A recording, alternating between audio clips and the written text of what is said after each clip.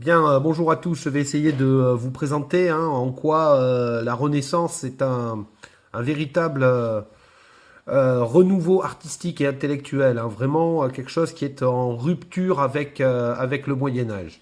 Donc ça se produit entre la fin du XVe siècle et le début du XVIe siècle. Voilà.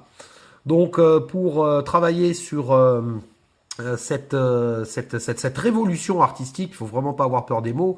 Je vais vous proposer d'étudier une fresque qui s'appelle l'École d'Athènes et qui a été peinte par un peintre italien qui s'appelle Raphaël.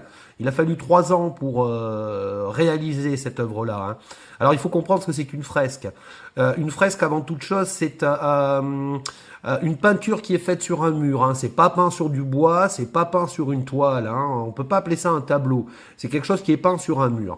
Donc elle se situe au Vatican, à Rome, et voilà l'œuvre que c'est. Donc c'est vraiment quelque chose déjà d'assez monumental. Vous pouvez voir ici qu'il y a une véritable porte, puisque c'est peint sur un mur.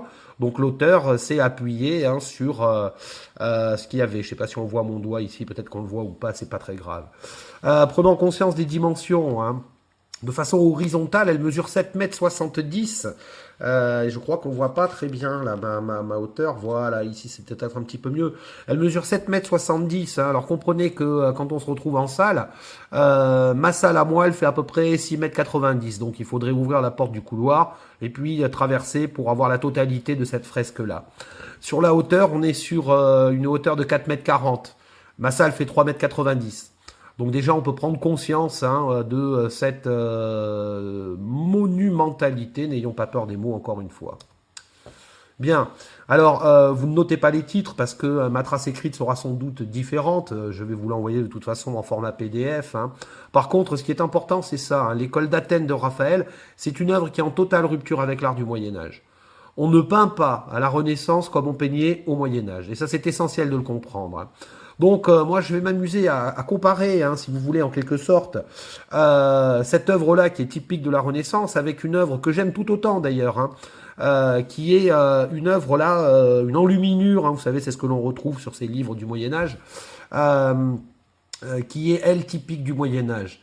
Donc là, on a bien une différence qui nous saute aux yeux entre ce que l'on est capable de faire, vous voyez, en 1508, et ce que l'on fait un siècle auparavant. On note quand même qu'il y a des choses qui sont peu précises. Alors attention, j'insiste bien, on ne juge absolument pas là. On n'est pas là pour juger, pour savoir si ça plaît, si ça plaît pas. Parce que ce qui intéresse au Moyen-Âge, c'est pas tellement le souci de la réalité, mais c'est faire passer une information. En gros, ici, l'information que l'on cherche à faire passer, c'est quels sont les métiers dont on a besoin dans l'architecture et dans les travaux de maçonnerie. Alors, si je m'amuse à comparer très rapidement, ici on a un souci du détail qui est affirmé. On voit bien qu'il n'y a aucun des personnages qui se ressemblent. Ils sont tous dans l'action, ils ont des vêtements qui sont tous différents, ils ont des traits du visage qui sont différents. Alors qu'ici, on a des personnages qui se ressemblent plus ou moins tous, pardon. Autre souci qu'il y a sur le document, c'est la proportionnalité. Rien n'est proportionnel. Si on regarde ici ce personnage et celui-là qui sont en train de construire une tour, on se rend bien compte que il y a un problème de taille. L'auteur de cette œuvre-là ne cherche pas à représenter les proportions. Non, lui, ce qui l'intéresse, c'est les métiers. On retrouve également cette disproportion ici avec cette cage que l'on peut appeler une cage à hamster, qui est en fait l'ancêtre de la grue. Vous tournez à l'intérieur, vous avez un axe ici qui vous permet de monter des charges lourdes à partir du sol. Autre souci dans ce document, c'est un problème de perspective. Tout est au premier plan. Alors l'auteur a bien essayé ici de faire apparaître de la perspective. On le voit à travers ce personnage là qui est en train de monter sur l'échelle. Cette échelle, elle repose sur rien, donc dans la réalité, elle devrait s'écrouler cette échelle-là. Donc là, on a une profondeur qui apparaît ici, et puis le reste n'est pas la profondeur. Vous voyez, ça c'est au premier plan, ça c'est au premier plan. On n'a pas cette idée de profondeur. Par contre, dès qu'on va se retrouver avec une œuvre de la Renaissance, qu'on le veuille ou non, on a cette idée de profondeur, elle est vraiment très très marquée. Que vous le vouliez ou non, votre regard il est attiré ici.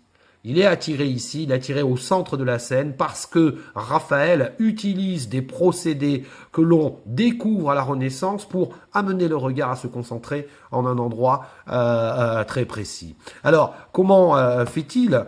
En fait, avant de réaliser son œuvre, le peintre trace des lignes sur son tableau, donc là en l'occurrence sur son mur, et c'est sur ces lignes que vont s'appuyer ces représentations.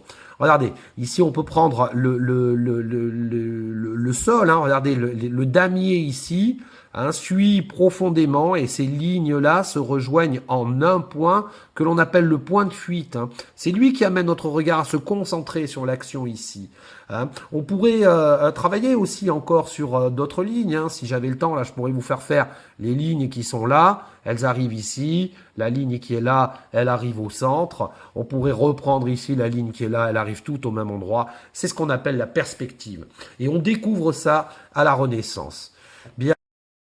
Donc, à retenir hein, dans ce que je viens de dire, hein, un point de fuite qui est ici et des lignes de fuite qui nous amènent à concentrer notre regard sur l'action. C'est pas un hasard, j'y reviendrai après, hein, pourquoi ces deux personnages sont situés au centre.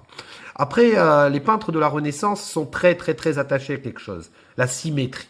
Voilà. Il faut que l'œuvre soit agréable à regarder. Et donc ici, vous avez une symétrie qui est parfaite, véritablement. Hein. On a une partie haute et on a une partie basse. La partie haute, elle est ici. Elle s'arrête juste au-dessus hein, des têtes des personnages que vous avez là. Et puis, on a bien cette idée de une partie supérieure ici et une partie inférieure ici, qui est de taille à peu près égale. Ce qui rend la vision harmonieuse. On a exactement la même symétrie et de façon verticale. On peut s'amuser à tracer une ligne qui part du sommet de la voûte ici hein, et qui passe entre les deux personnages. Voilà. Donc si je regarde ici, j'ai bien une première partie qui est située sur ma gauche et une deuxième partie qui est située sur ma droite. Hein. Donc voilà, en deux éléments, je peux vous montrer que l'art de la Renaissance, c'est un art où on redécouvre des techniques de peinture, on appellerait ça des trompe-l'œil, hein, mais qui permettent de donner une harmonie à l'œuvre d'art et qui permettent de donner de l'action, je vais dire en quelque sorte, à cette œuvre-là. Voilà.